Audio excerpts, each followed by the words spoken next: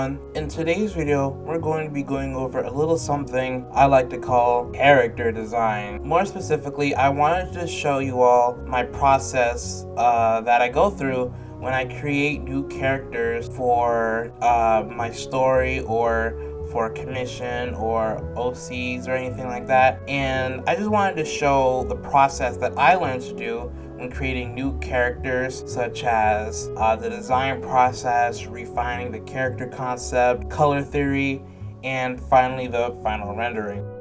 The idea for this video came about when I was having a crisis with one of my own original characters. I had originally commissioned someone on Twitter to redesign my OC because I was having trouble coming up with design for them and I needed a fresh pair of eyes to help me see that. But the problem arose now when I was thinking to myself, is this considered cheating? Is this considered cheating in the sense that if I didn't make the design myself, can I really claim this character mine per se? Do I regret commissioning that person to design, or should I say redesign my character? Not necessarily.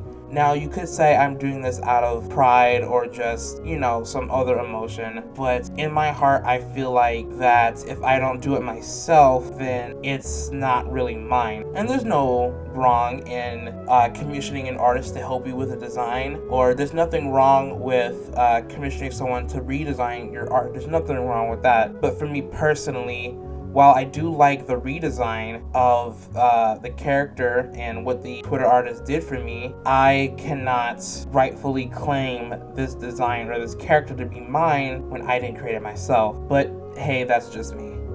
And that's where this video comes in. This video is going to be a self-imposed challenge for myself to redesign my own character using little to absolutely no reference from the redesign that was given to me.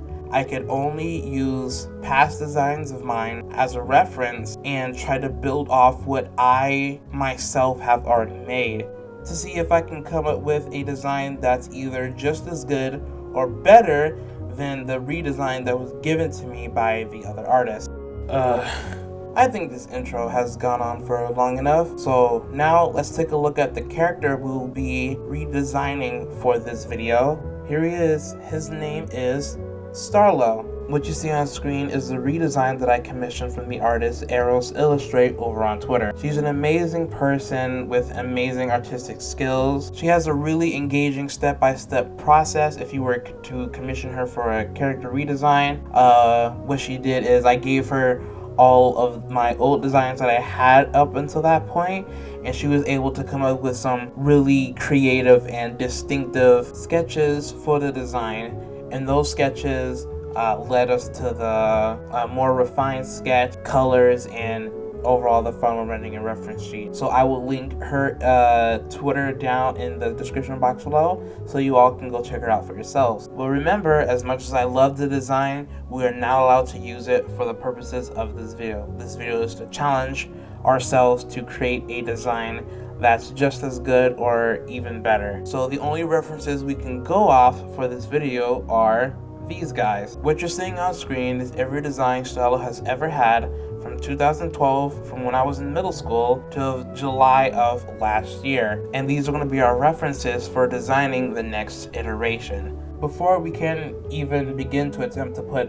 pen on paper, we must first go over what I like to call your character thesis statement. Your character thesis statement should be no more than 2 sentences long, and is basically just a very simple summary of what your character is about. The simpler it is, the more room you'll have to explore different avenues with that character design. So for example, the character thesis for Starlo is an alien that resembles a star or with star-like abilities that goes around the galaxy helping people. A fellow artist and YouTuber by the name of Keenan Lafferty suggests that we also break down our characters into archetype, trope, and spin. So that's what we're going to be doing today as well. To keep it short, archetype is basically your character's alignment. So evil, good, anti-hero.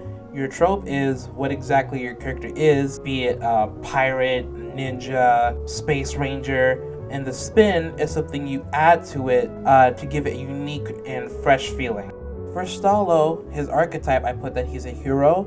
His trope is that he is an alien from outer space. His spin is that he is essentially a living star. And for more specifics of this spin, when I think of a living star or just stars in general, I think of fire, energy, or heat. When I think of fire and energy, or just energy, I think of light. And when I think of light, I think of how fast it is. So maybe this Stallo is like super fast, and he can go like light speed, or he can turn his body into energy, or maybe he has like fire powers or something like that. Everything we just wrote down and everything we've been talking about will help us determine our final design. It'll help us guide us to that finish line, because essentially you provide us with a guideline of what we need to be doing. It also help us discover an avenue through different design elements we've never thought of before. Now that we have our thesis, our archetype, trope, and spin, as well as all the references we'll be using,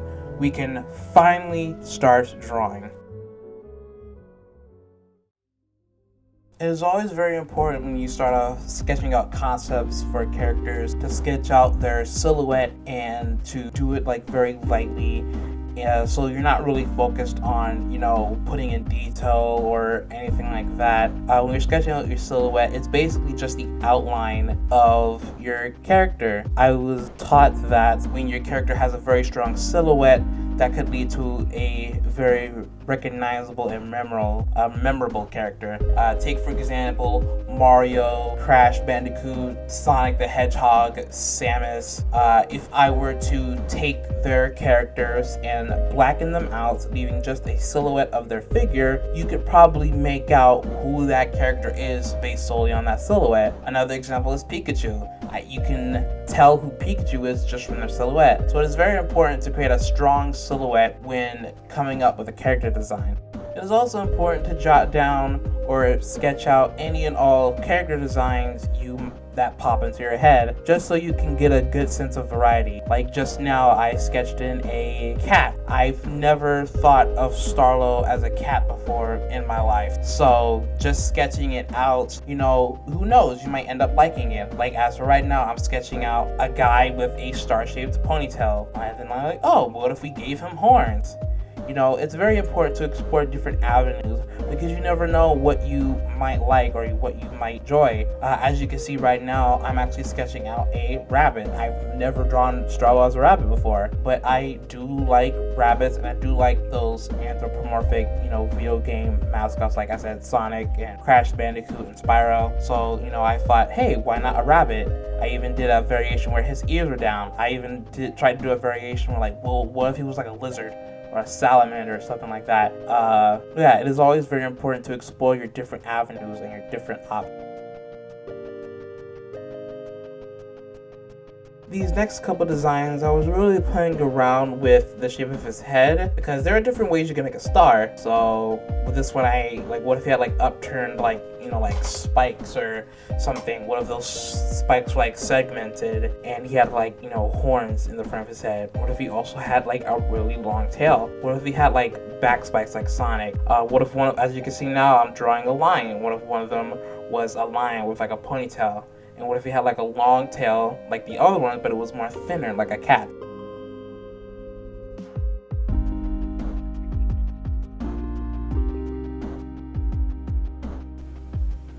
Alright, as you can see here, I have circled 4 of the best sketches in my opinion. I circled the 4 that I like the most, and from this point on, we're going to add a little bit more detail into them. Not turn them into full-fledged characters yet, but add a little bit more detail to them, so we can truly determine which one of these shall move forward to be our final character.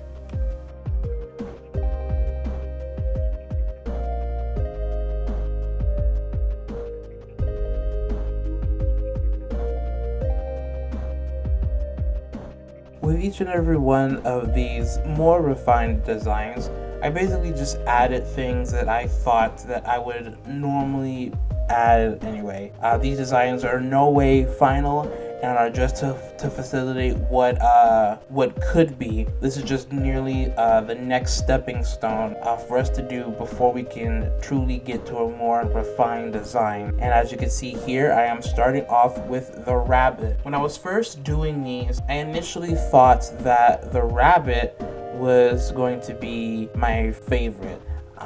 Yes, in this point in the drawing process, I thought the rabbit was my favorite.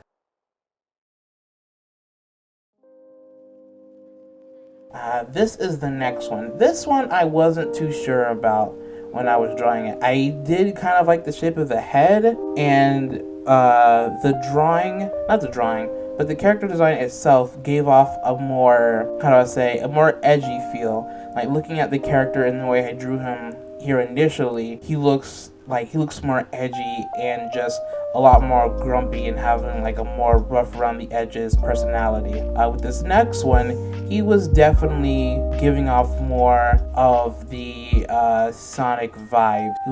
He looked a lot more cocky, and as you can see, this is the one where he has like the starlight ponytail and I guess like the two horns on top of his head.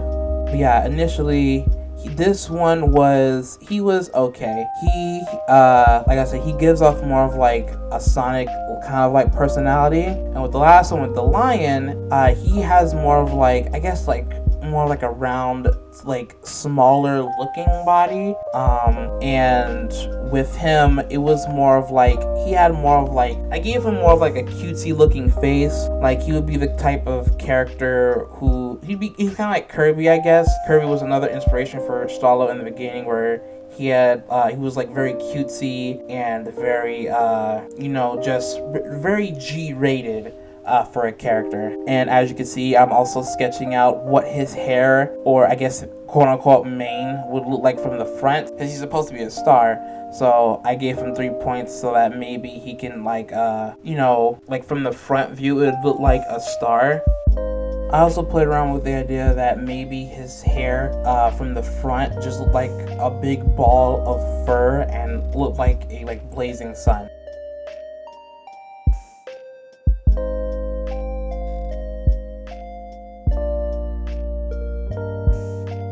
There you have it, guys, our final 5 contestants. One of these 5 will move forward to be further refined into our final design. So our choices are between the rabbit, red 1 and red 2, star ponytail, and cute lion guy. You all can vote in the comments down below about which one is your favorite. I will also be asking my girlfriend and some of my friends which design is their favorite. And in the next part, we will further refine one of these designs, and then we'll go on to be picking out a color palette, as well as doing a final rendering of the finished design. So, what did you guys think? I hope I helped a lot of artists who are struggling coming up with concepts and character designs for their characters. As I said before, I will link off Keenan Lafferty's playlist down in the description box below, and I highly advise you check out their channel. They do a lot of good work with tutorials on bodies, anatomy, weapons, character design, concept work, coloring. They're really awesome and amazing. I'll also link off A.T.S Illustrate down in the description below as well.